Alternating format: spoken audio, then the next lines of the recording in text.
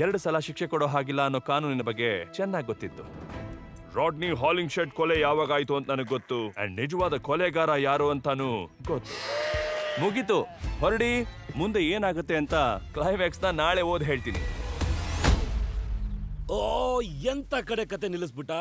Killer ಯಾರು ಅಂತ ಇನ್ನೇನ್ ಗೊತ್ತಾಗೋದ್ರಲ್ಲಿತ್ತು. ಕೊಲೆ ಮಾಡಿದ್ದು ಡಾಕ್ಟರ್ ಇಲ್ಲ ಕಣೋ ಮುಟ್ಟಾಳ. ಇವ್ರ ಮತ್ತೆ ಶುರು ಆಯ್ತು. ನಿನ್ನೆ ರಾತ್ರಿ ಒಂದು ಕೆಟ್ಟ ಘಟನೆ ನಡೀತು. ನಮ್ ಶೆಪರ್ಡ್ನ ಮರ್ಡರ್ ಮಾಡಿದ್ದಾರೆ. ಜಾರ್ಜ್ ಸತ್ತೋದ್ನ. ಹಾರ್ಟ್ ಅಟ್ಯಾಕ್ ಇರಬೇಕು. ನಿಂಗ್ ಬೇಕಾಗಿರೋ ತರದ ಸ್ಟೋರಿ ಏನಲ್ಲ ಅನ್ಕೋತೀನಿ. ಒಂದ್ ವೇಳೆ ಇದ್ರಲ್ಲಿ ಗೋಲ್ಮಾಲ್ ನಡೆದಿದ್ರೆ? ಇಲ್ಲ, ಎಲ್ಲಾ ಕಡೆ ನೋಡಾಗಿದೆ. ಆ ಕ್ಯಾರವ್ಯಾನ್ ಸುತ್ತ, ಹಾಗೆ ಕ್ಯಾರವ್ಯಾನ್ ಕೆಳಗಡೆನೋ ಕ್ಯಾರವ್ಯಾನ್ ಒಳಗಡೆ ನೋಡಿದ್ರೆ ಒಳ್ಳೇದು.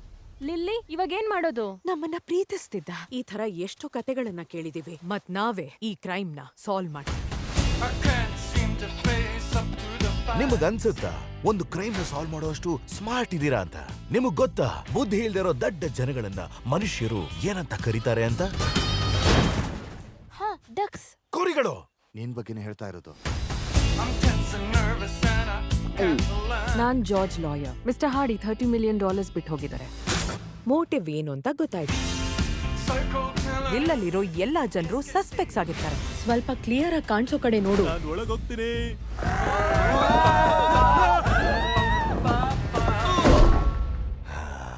ಕುರಿಗಳು. ಪಕ್ಕದ ಮನೆಯವ್ರ ಗಾಡಿನ ಇಲ್ಲಿ ಯಾರು ನಿಲ್ಸಿದ್ದು? ನೀನು ನಂತರ ನೀವು ಯೋಚಿಸ್ತಿದ್ಯಲ್ವಾ? ನನಗೆ ಗುದ್ಬೇಕು ಅನಿಸ್ತಿದೆ. ಚೆನ್ನಾಗಿ ಗುದ್ಬೇಕು ಅನಿಸ್ತೈತೆ. ಎಷ್ಟ್ ಸಲ ಹೇಳಿದೀನಿ, ನಾವ್ ಯಾವ್ದಕ್ಕಾದ್ರೂ ಗುದ್ಬೇಕು ಅಂತಂದ್ರೆ ಒಳ್ಳೆ ಕಾರಣ ಇದ್ದಾಗ ಮಾತ್ರ ಗುದ್ಬೇಕು.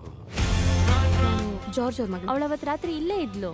ಫಾಲೋ ಅಪ್ ಕ್ವೆಶ್ಚನ್, ನಿನ್ಗೆ ಯಾರಾದ್ರೂ ಬಾಯ್ ಫ್ರೆಂಡ್ ಇದನ್ನ? ಯಾಕೆ ಈ ಸಿಚುವೇಶನ್ ಅಲ್ಲಿ ಸ್ಟ್ಯಾಂಡರ್ಡ್ ಕ್ವೆಶ್ಚನ್ ಇದು. ಎಲ್ರು ನಮ್ ಹಿಂದೆ ಬನ್ನಿ. ನಾವೇನ್ ಕುರಿಗಳ?